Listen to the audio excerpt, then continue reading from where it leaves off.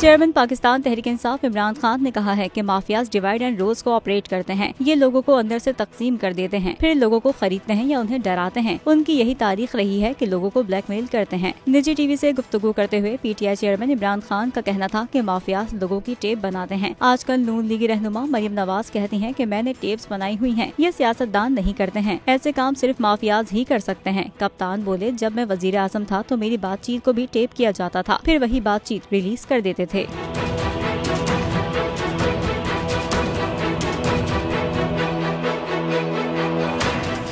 हवाए नफ्स की है हुक्मरानी, लुटेरा कर रहा है पासबानी।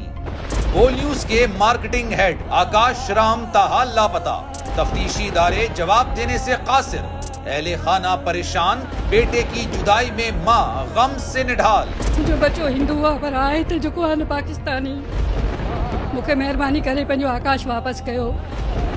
हुकूमत से बेकसूर और मुहिब्बे वतन बेटे की बाजियाबी के लिए फरियाद। आकाश राम के अगवा के खिलाफ अहले खाना की जानिब से सुप्रीम कोर्ट में दरख्वास्त दायर। सुप्रीम कोर्ट के चीफ जस्टिस उमर अता बंदियाल से आकाश राम के अहले खाना की जल्द समाअत की इस्तदा।